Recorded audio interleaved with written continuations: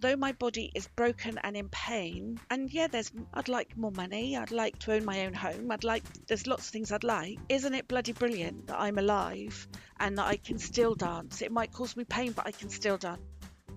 This week is all about Vie. Vie is someone who absolutely helps people to find their fabulous. She's also very fabulous herself and has this notion. It's not about the skin. The skin is just the meat to the bones. It's all about how you are on the inside. A really, really important mantra.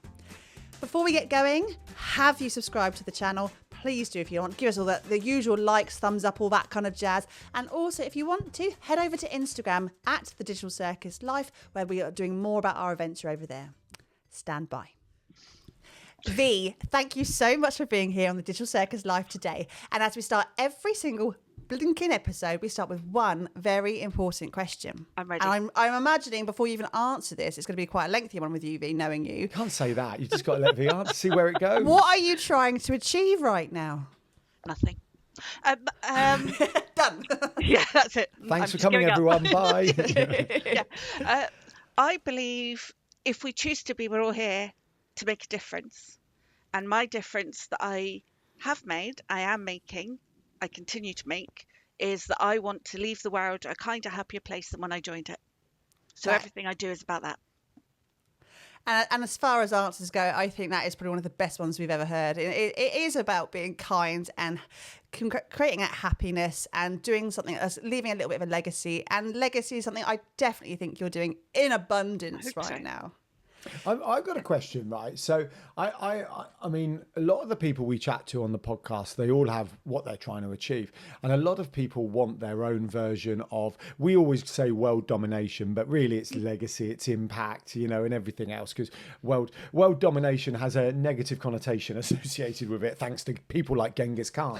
And yeah. So my question is, how far would you want that to reach? So I get you want to make the world a better place. I'm well on board with that. But, do you want to do that person by person? Are you looking for this in masses just as much as you can? I'm just curious as the next layer down from the statement, if that makes sense. So although I am that person that talks to every person on a checkout and people at a bus stop, I cannot reach 7 billion people because I'm probably not going to be alive that long to be able to do that. But I very much believe in the ripple effect. So if I know, I've had lots of people over the years come to me and go, oh, I've started paying random people compliments because you do it. I don't know who those people are that they're reaching. And then those people are probably going to go, someone paid me a random compliment. I liked it. I'm going to do it for someone else. So I very much believe in the ripple effect. There's a brilliant children's story called Ordinary Mary's Extraordinary Day. And it starts off with someone left, she picked some blueberries from a bush or wherever blueberries grow from. Grow from, thank you.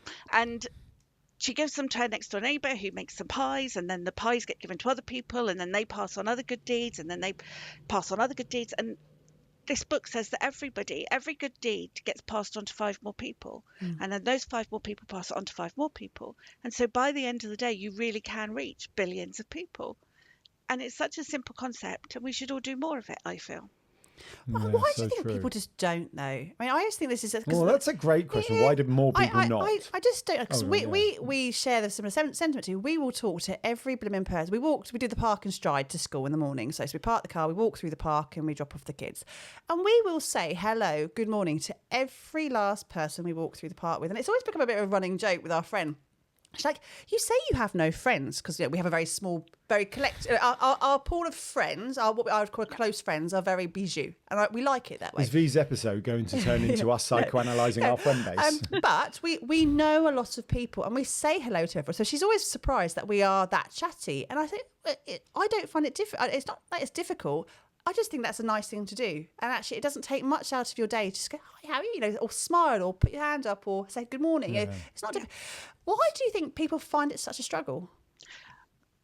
Firstly, I think people are so busy that they just don't think about it, and not in a bad way. We live in a society where busyness is a badge of honour, isn't it? But I think also pre-V, before I became who I am now, before I did all the work on myself, I wouldn't dream of talking to anybody else because I wouldn't think I was worth listening to. I had nothing important to say. Why would anyone want to talk to me? So I didn't do it then because I thought I wasn't good enough. It's not them. So I think a lot of it is a confidence thing. A lot of it is feeling insecure in who you are and what you have to say and not believing that you have any value. So some people do it because they're just like that. But for a lot of people, I think it is a lack of confidence, really. Yeah, no, I agree. I think also, like, sometimes we forget there's a trillion reasons that person may not have said good morning that morning, right? Yeah. From their kids just being sick in the car, to lack of confidence, to it's a bit grey today and they're just Yeah. not feeling the love, right? And Yeah. and it is really easy to kind of pull the people who don't together. So I guess the question is that do we think that's a focus thing? Do we actually just focus on the people who aren't doing it rather than the people who are doing it, you know?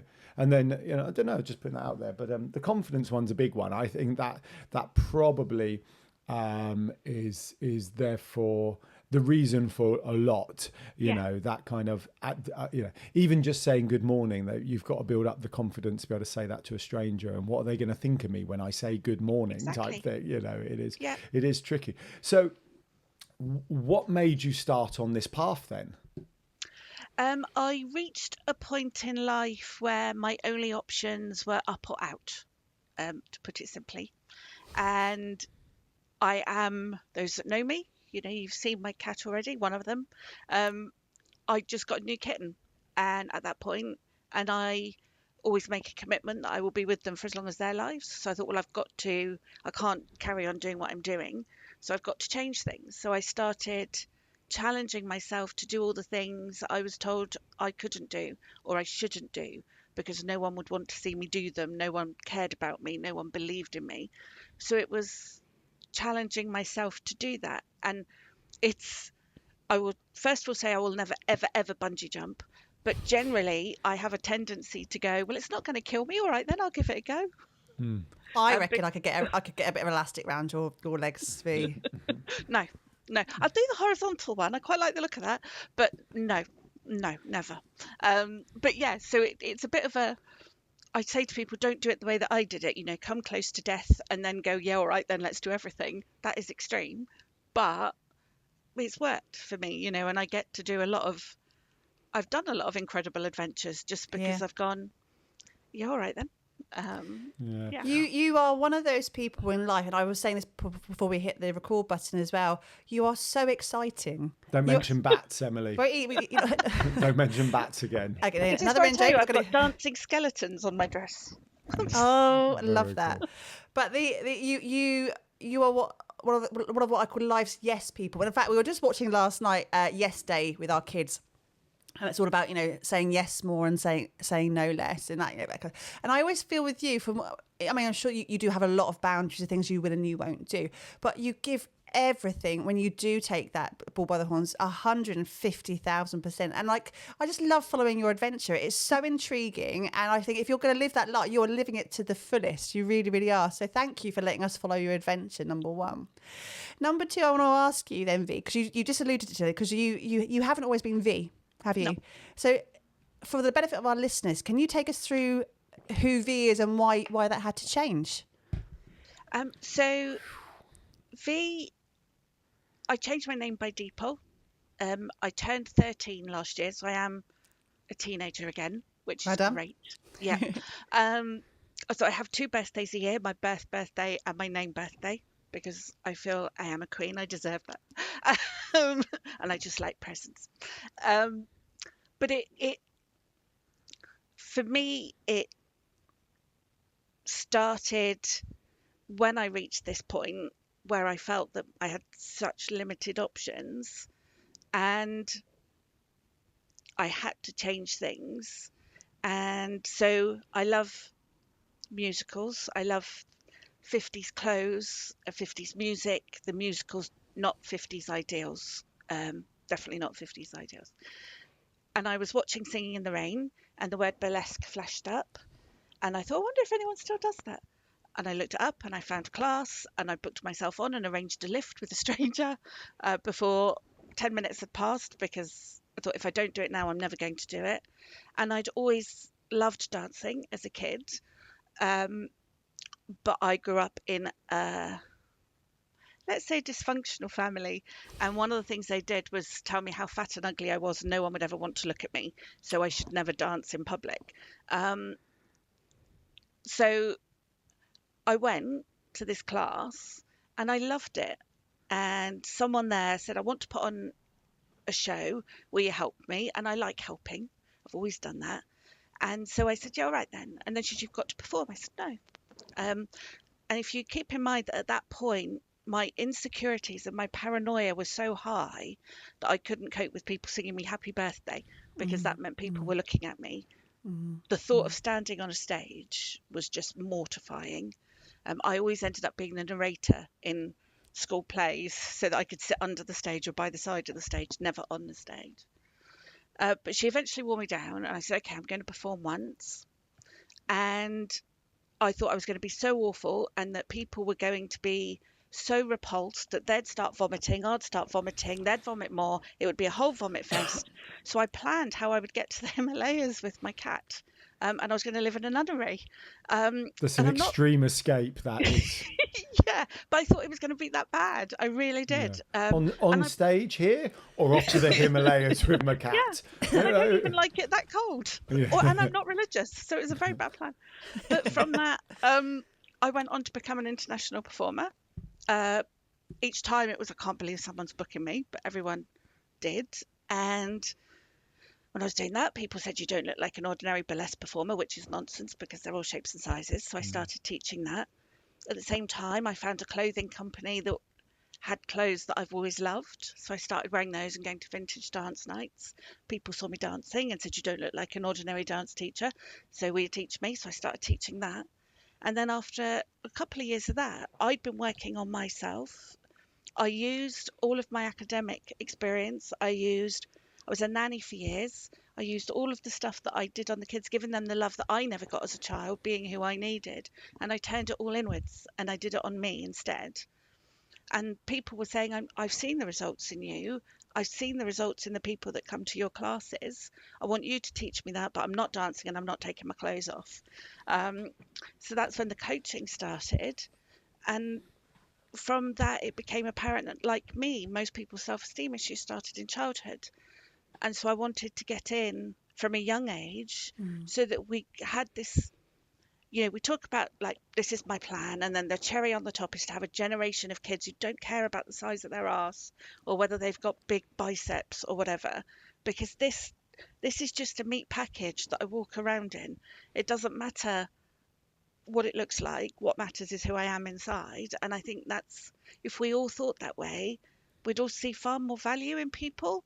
Yeah. It's that meme that goes around, isn't it? If our thoughts showed on our skin, we would be far more beautiful. And I think being who we are, what we do, doing the good, being kind, we wouldn't have all of this hatred and stuff around.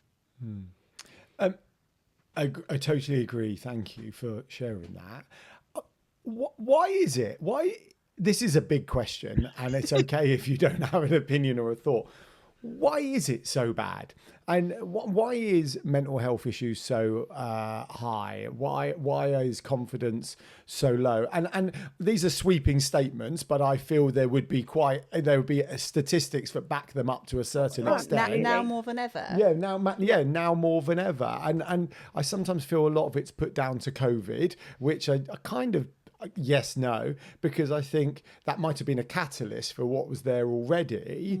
But because if we sort of, I'm kind of putting some thoughts together into a question, V. Hold fire if that's okay. I'm ready. So if we kind of accept that a lot of it starts when you're young, do we feel that the majority of parents weren't loving enough to their children and supportive enough? Because if we are, then we're going in the opposite direction now, where we're so loving and affectionate, we're almost generating the kind of entitled children. And once again, I'm generalizing, but I think we understand the gist of the question. Yeah. So why is it so bad? Or why does it need so much work and support? Might be a better question. I think, first of all, the parents thing. Obviously, there are the rare exceptions, like my family, but generally parents are doing everything they can. But they're doing everything they can without sometimes working on their own issues. Sometimes they're overcompensating for their issues that they had. You know, so one family I worked with, mum, I don't talk diets, I don't talk weight, because that's what I had all my life. My mum was always on a diet. My mum was always talking about weight. She was always measuring calories. So I do not do that with my child. And then she was playing with her 3-year-old girl in her, lovely pretend kitchen. And the little girl gave her mum a piece of plastic cake. And mum said, "Aren't you having any?" And little girl went, "No, chefs don't eat." So she'd seen that mummy never eats, and that you can't be carer and eat. She had all of these things linked up in her head. But mum was doing the very best she could. She just wasn't trying to repeat what she'd been told, but she hadn't worked on it enough to be able to change it. And there are parents who got bullied for particular reasons at school, and they do almost the opposite of that, but then forget that we are all whole humans. Another family, the mum would say, "I've told her she's beautiful, I've told her she's gorgeous, I'm always telling her how pretty she is." And I said, "But she just keeps getting thinner and thinner and thinner." And I said, "Have you told her anything else about herself?" And she's like, "What do you mean? I was never told I was pretty, and I know how important it is." I said, "Yeah, but if you told her that you love her hugs, that you love the way she makes a cup of tea, that her smile brightens up a room," because what she's doing is, again, with complete love, she's doing it. She wants the very best. But what she's showing her daughter in a world that's obsessed with how we look is that how we look is the most important thing about us. And when that's not the most important thing about us. But sadly, we still live in a society where we're judged on that first and foremost. So yeah. We are, and it is sad. And this is a slightly flippant story. No, I'm not going to tell it. No, it's really bad, actually. I know, but it's so rubbish. I can't actually. Alan, I hate to be the bearer of bad news, but most of them are with you. So just go with it. No, I'm not going to. Right. So okay, I'm going to gloss over that. I might save that for Instagram one day. So. It's not podcast worthy, it's Instagram worthy. I mean, come and follow us on Instagram. What was that handle? At Yellow Tuxedo? No, at Digital Circus. Oh, Live. Yeah. And Yellow. Whatever. Anyway, it's Vie, not us. We've never plugged our Instagram on a podcast. So perhaps we should. No, anyway. So, right. I get it, right. And actually, I'm a big TikTok fan, which I talk about a lot. And there's a big thing on TikTok about breaking the generational kind of thing. You need to break it to kind of move on from it. And I feel a lot of this is to do with, our parents all did the best. The majority of parents did the best they can do, right? Yeah. Which is brilliant. But one of the things, I'm 45, which I've talked about, my kind of the generation above us, our parents, was they didn't necessarily have the kind of social and peer influence on what is right and wrong. So they had what their parents did down rather than kind of externally. So we live in a society now with social media and the internet where actually you can almost sense check, validate. Now we have the flip side of the problem, which is there's so much noise, right? You've got to work out what's good advice and what's bad advice. So do we see this changing? Do we see this change? And then I want to come back to you in the business. But for the moment, I'm intrigued. Do we see a change in this kind of from these generations? Or how do we break it? That's like a question with 7,000 answers. Yeah, sorry. I think there is hope. There are children and young people that want to make a difference. There are people that are those children and young people who are giving up their mobile phones and their social media because they've realised it has a huge impact on their mental health. But most of us when we're kids, we just want to feel we belong. And it takes a brave soul to go, "I'm not doing socials." The other 32 kids in my class are, but I'm not. And that takes a really brave soul to step out of the norm, and especially at that age. I saw this thing recently. I read an article and it was heartbreaking, and it was a teacher had written this thing about kids were being asked what they want to be when they grow up, and one boy put, "I want to be a mobile phone." And she said, how can you be a mobile phone? He said, "Well, my mum says she's too busy to talk to me, but she's always talking on the phone. My dad's too busy to play games with me, but he's always playing games on the phone." And although we know that's not something that's going to happen, probably, but you can see why kids are growing up thinking this world inside my phone, that's the important bit, not this bit out here. And it's about, you two are involved in Scouts, which is fantastic, and it's a wonderful community involvement. But I would imagine you're not getting as many kids as there were when you were in Scouts, because the community isn't such a big thing anymore. Agreed. Which is such a shame. Agreed. We've got this global community in our phones, but how many of us know our neighbour's name? And it's sad. Yeah, so It's true. a really. So I've as a parent myself as well. Sorry, can we just answer Clara? Our next door neighbour's called Clara. It's all right. Interestingly, Adam Carley, his episode's gone out.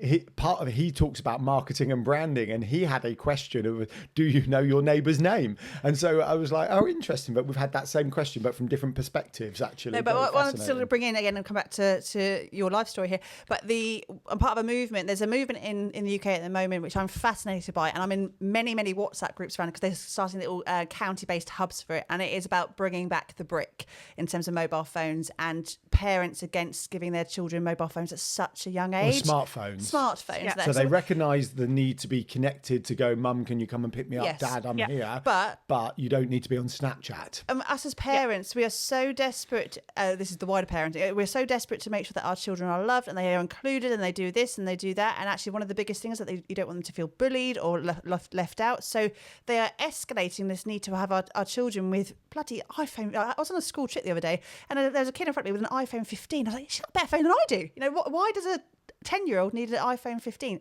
Ridiculous.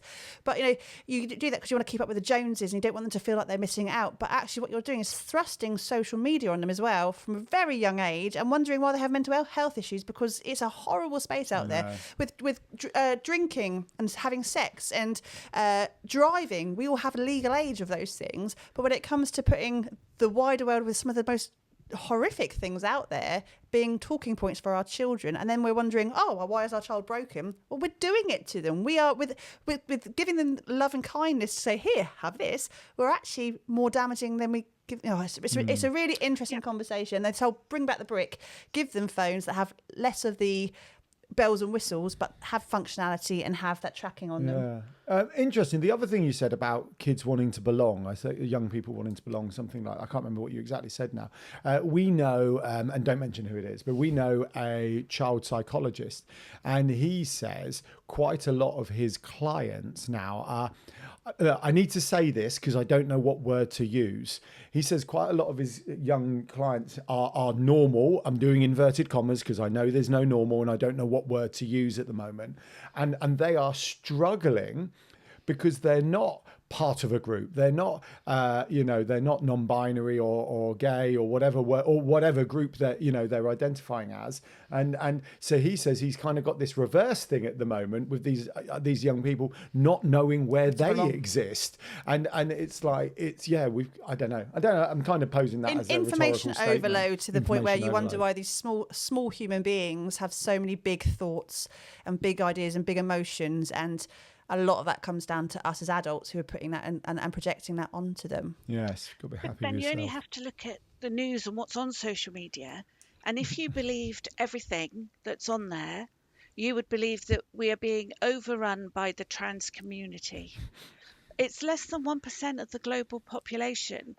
They're just people. They deserve to live and exist as happily as everyone else does.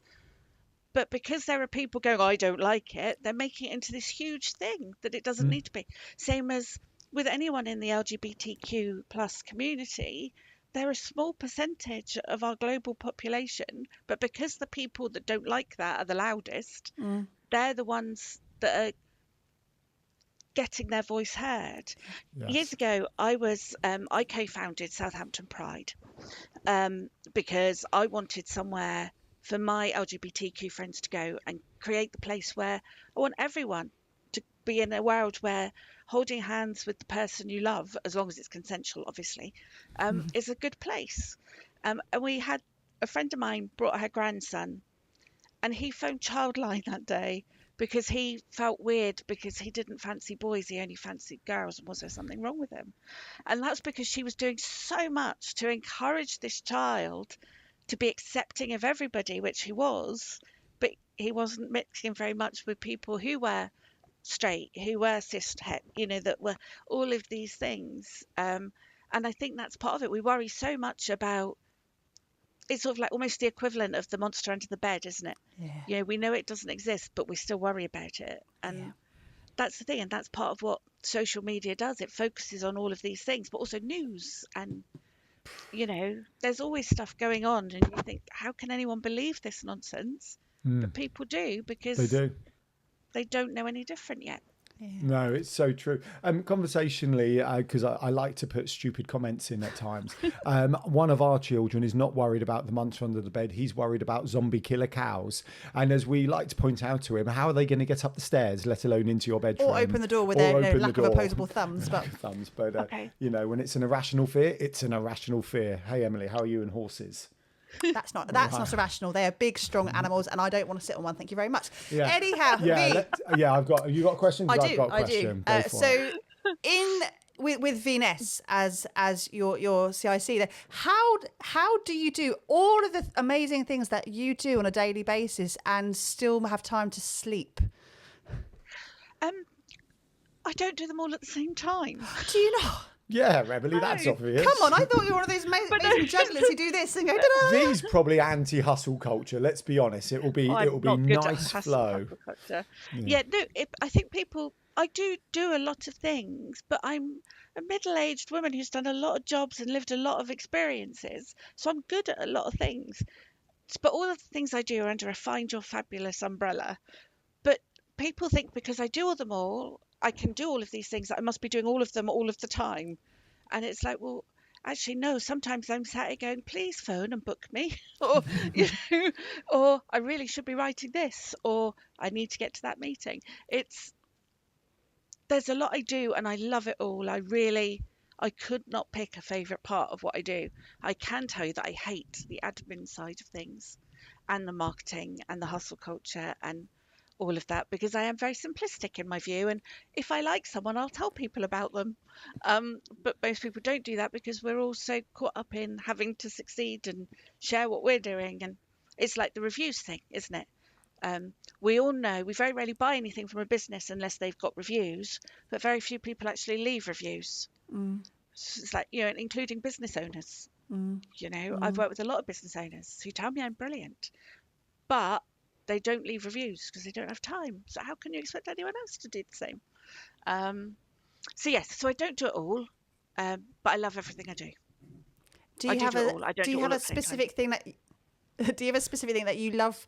I probably do, the most, or the thing that you have the most impact with in all the different sort of facets that you have? It really depends on what I'm doing on the day.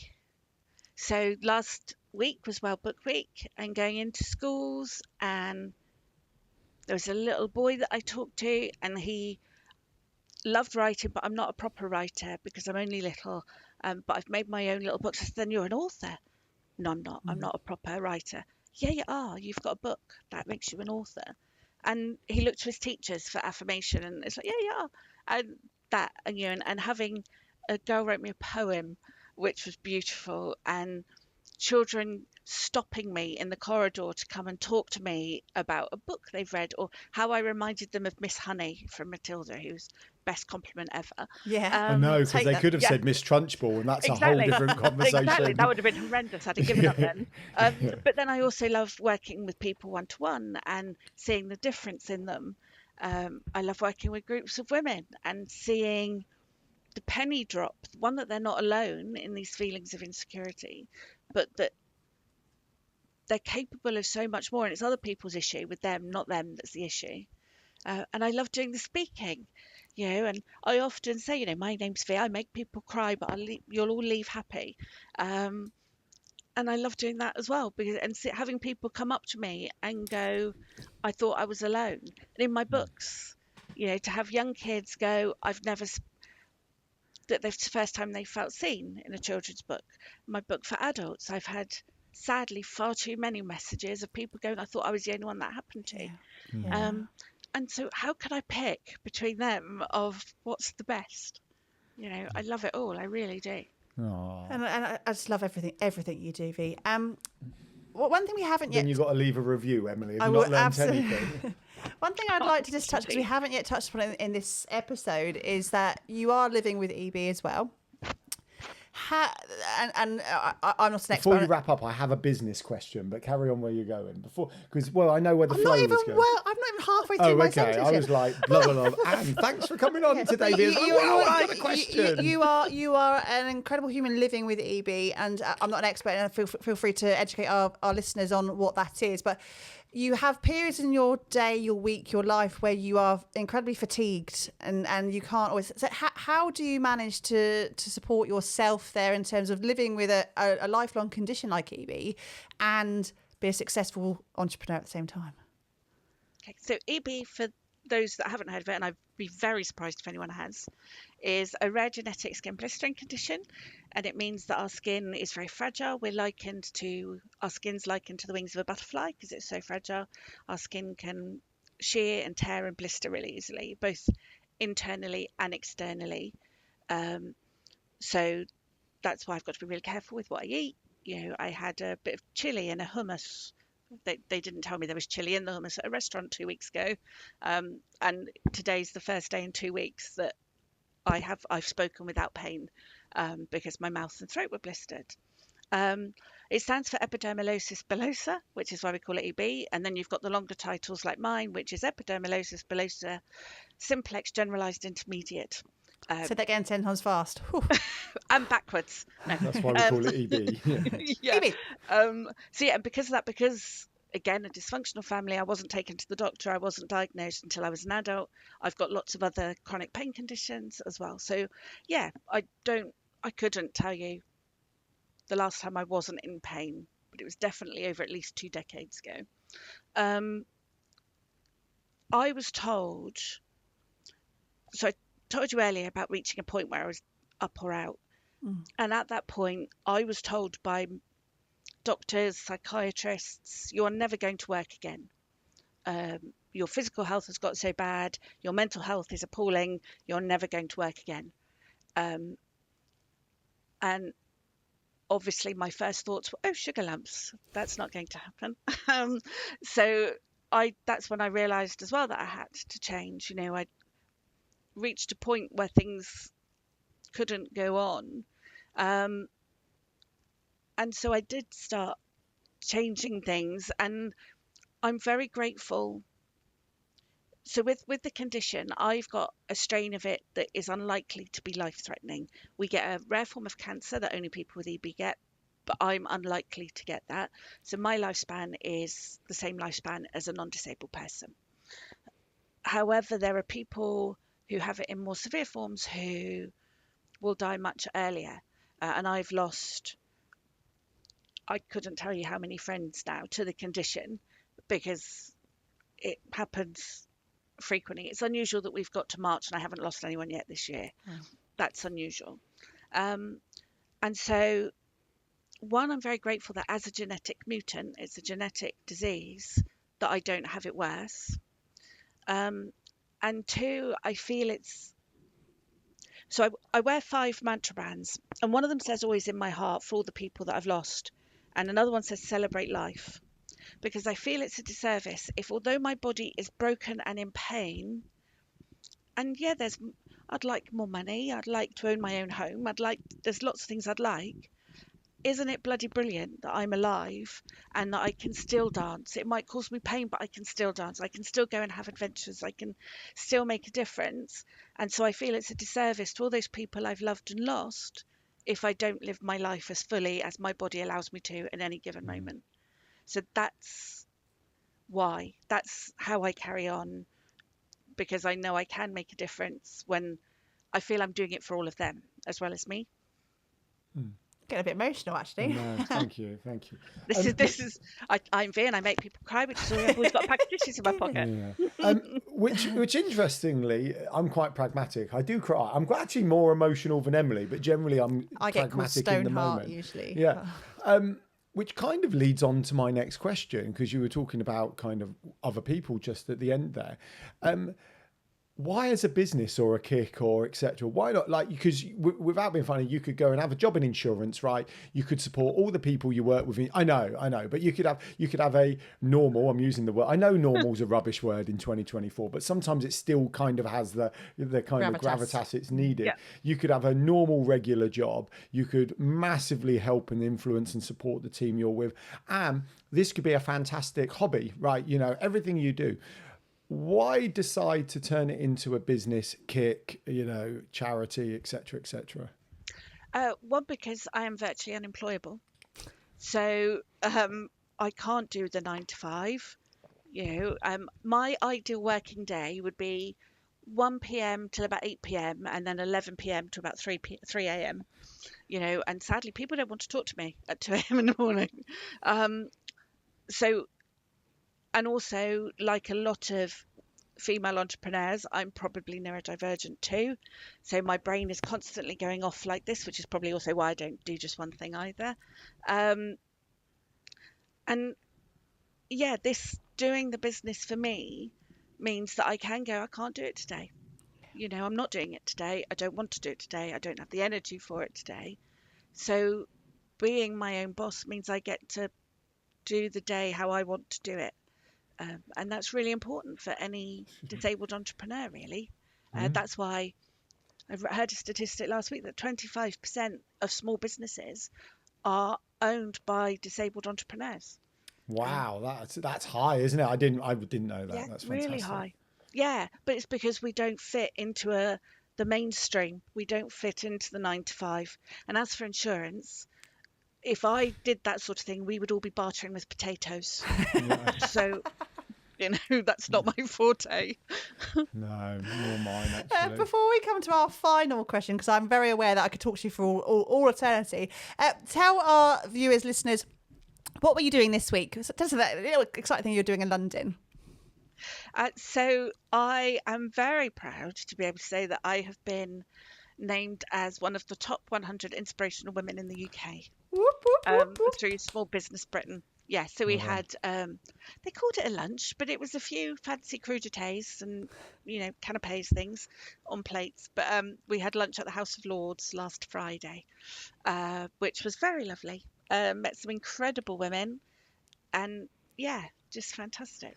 So, when things like that happen to you, do you just step back and go, wow, you've made that happen, Vie?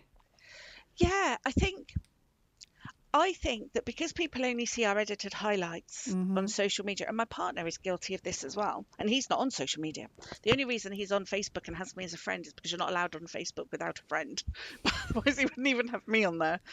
But I think people have got so used to me saying, oh, I've done this, and oh, I'm doing this, and I'm doing that.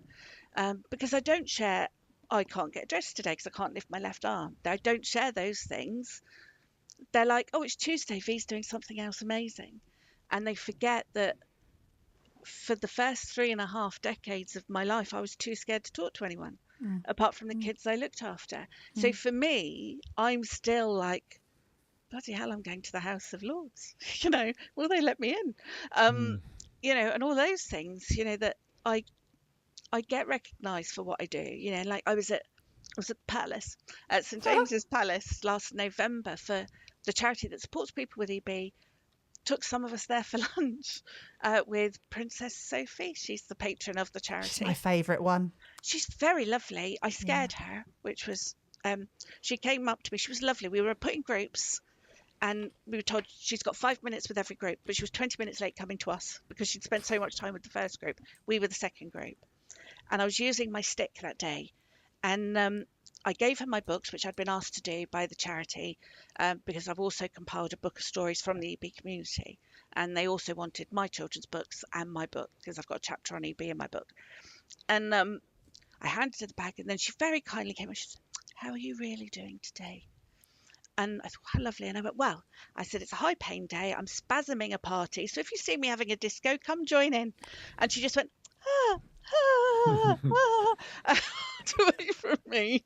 But it was lovely to be recognised that I've been volunteering for the charity in one form or another for the last 25 years. Yeah. I deserve a lunch at the palace. Bloody hell, yes you do. Absolutely. You know. So it's incredible. I'm the only one that's lived with me all my life, obviously. So I remember we talked earlier about people not saying things to people on the street. And one of the things that helped me change was I made notes of every nice thing that happened. And if someone smiled at me on the street, I'd write it down on a Post-it note or in my little book. Someone noticed me, they thought I deserved a smile.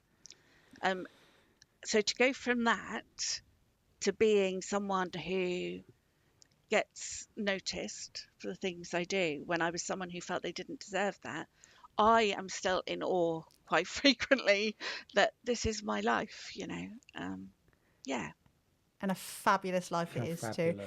Right, Vie, a final question for you before we close today, and that is, if you've listened before, if you could go back to your younger self, and you can choose any age, be it your younger child or in the last 20 years, what would you say to yourself? Put your arm around yourself and say, Vie. I wouldn't go back and live the life I had before, but I would love to be able to go back